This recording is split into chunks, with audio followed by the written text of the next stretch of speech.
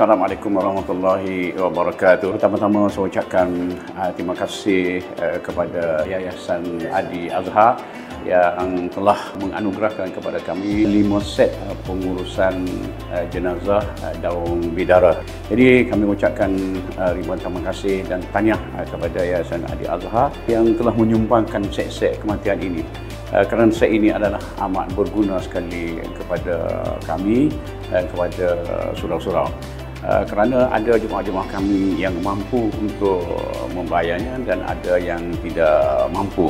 Jadi saya sebagai pengurusi surau mengucapkan sekali lagi ribuan terima kasih yang tidak terhingga kepada Yayasan Adi Azhar, dan juga saya doakan kepada pengurusan-pengurusan di Adi Azhar dan para penginfaknya supaya Allah sentiasa memberi rahmat, Allah sentiasa memberi kesihatan, Allah memurahkan rezeki untuk mereka.